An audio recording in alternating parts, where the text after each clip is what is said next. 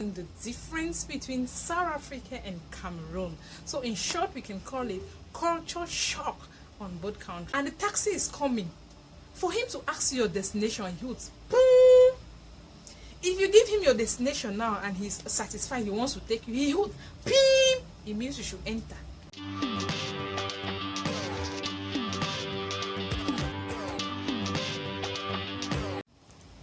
Hello Team Priska, welcome back to our channel. My name is Priska. I'm a Cameroonian vlogger.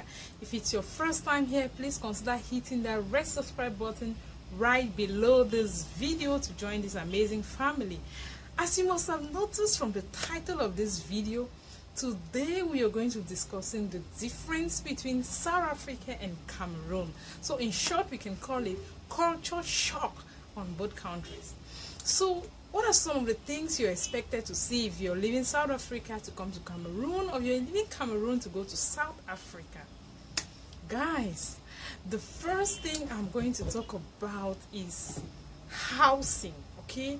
The way houses are constructed. And in South Africa, apparently before a house is constructed, they make sure they tar the road that leads to that land, that area where they want to construct those houses, and they make sure that the houses are well planned and they are well arranged. In most areas in Cameroon, we do not have construction planning. We do not have how do they call it, house planning. Okay, houses are just built haphazardly, and most roads to certain neighborhoods are not tarred. They are very, very, very, very bad.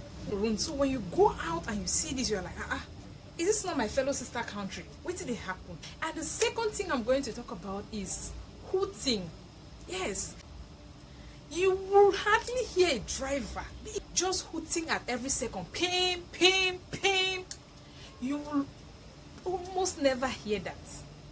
Yes, in Cameroon, guys, if you're standing by the road, you're waiting for a taxi, and the taxi is coming, for him to ask you your destination, he would boom. If you give him your destination now and he's satisfied, he wants to take you, he would beep. It means you should enter. If he is driving, be it the personnel or whatsoever, and he gets to see somebody he knows on the road and it's been long, he wants to greet that person, you see him hooting, boom, boom, boom, and everybody around will turn to look at that taxi, and obviously the person he wanted to draw their attention. Guys, it's crazy how we just hoot anyhow in this country, in Cameroon. The third thing I'm going to talk about is the aspect of generosity, okay? Generosity in a kind of limited level, okay? Guys, in South Africa, if you're probably working with a friend, maybe you're in school or you're working with somebody and you decide to buy some snacks on the road, like chips, like, I don't know, biscuits.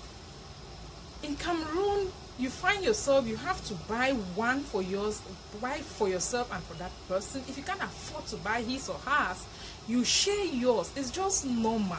It's normal. But in South Africa, my dear, there is no free lunch. Yes, I mean it. There is no free lunch. You'll be gisting with somebody like that. The person will stop or remove his chips from the bag or his snack and buy some. He will eat and he will not give you. Don't even expect, because the wounds, it does not happen. It does not happen. So that won't shock me, Pap. Another thing I'm going to talk about is the police services. If you have an emergency, maybe thieves break into your house or you have any problem at night, you call the police. Be reassured that in South Africa, the police is going to come right there for that situation. They'll just ask you your description, your house, this and that. What is it? They will come. In Cameroon, guys, in Cameroon, once you call, okay, if it is a case of robbery in your house, once you call, they'll ask you, how many are they? Do they have guns? What type of guns do they have? And we don't have. It's crazy how these services work. And most often, they don't come on time. They sell after the market. They come after the action.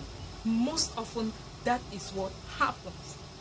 Another thing I'm shocked about is child rearing, and maybe let's say child rearing or parenting. I don't know how to call this.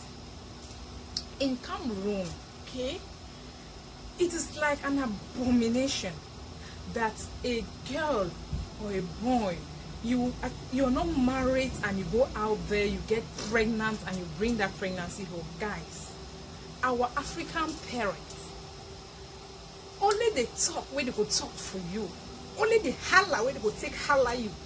The way they will beat you guys is enough to commit an abortion. It's enough to cause a miscarriage. Our parents. But in South Africa, guys, once you are maybe of whatever age and you feel like I need a child of my own, you're not married, be it a boy or a girl, you just go for it.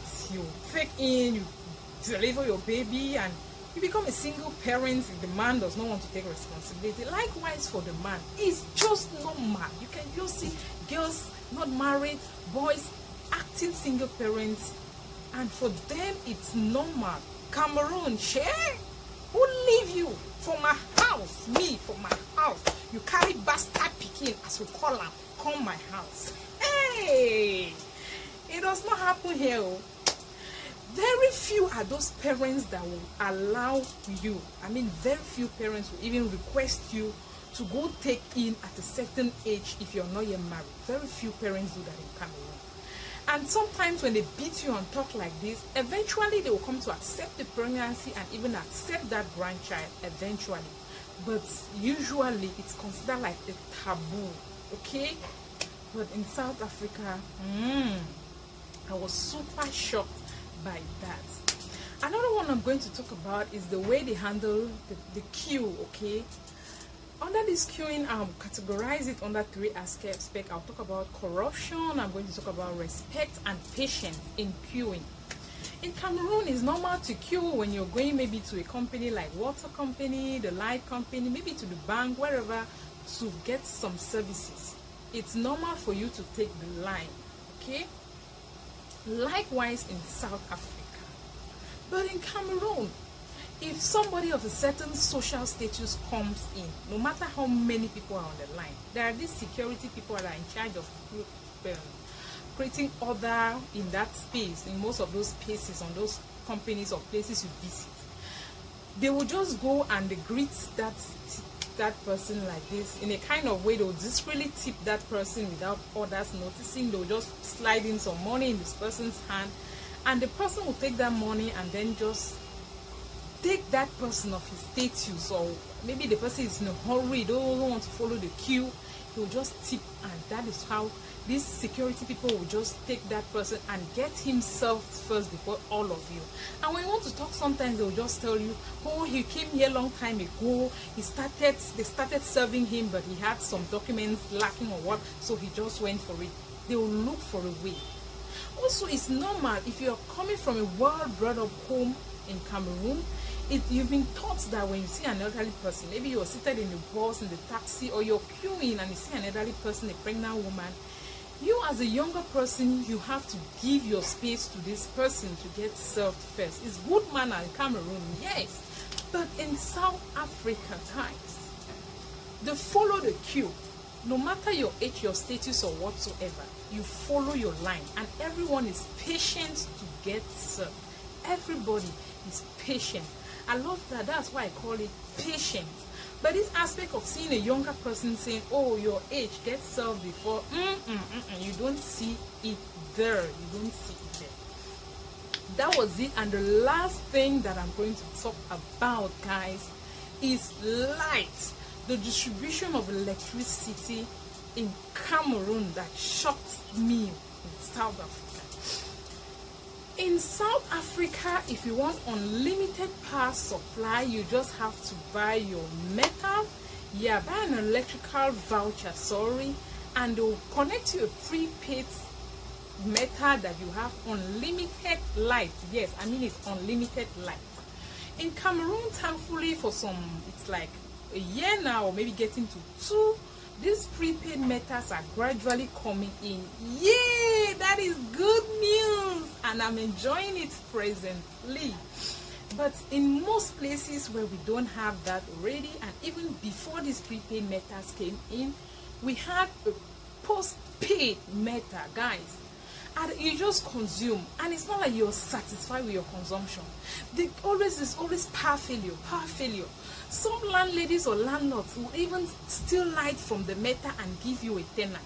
And those type of light that they steal, you have light in the night when they know that this light, people of Ineo, this light company, they don't work during the day. So during the night, your landlord will give you light during the night, and early in the morning at 6 a.m. they take it off because they know these people may be patrolling to check, you know. And even if you're taking directly, you see big bills come, but there is constant power failures of 1 hour, 4 hours, sometimes in days. Talking about wiring, these lights being distributed in these countries, in Senegal, you will almost not see. It's just in very few places where you can see some poles passing on the street, but it's almost not existing, okay? But in Cameroon, guys, in Cameroon, the cables that are passing up, Jesus, so many cables, they are wired up there, crisscrossing. You even go in some neighborhoods, you see these homosexuals, to tell people that this is their zone, this is their area. If you're coming, you're interested, you can find them there. What they do, they take a pair of shoes, they tie the lace together, and they throw them up on this wired cable passing up. So it's just normal to go in some neighborhoods and you see shoes hanging up. Guys, it's terrible. So guys, that was it for the things that shocked me. If you have some more culture shock, drop it down in the comment below, guys. It was very fun sharing this with you. And if you've not yet hit that red subscribe button until now, please hit that subscribe button, join this wonderful family, and until we meet again, guys, love you, take care, bye.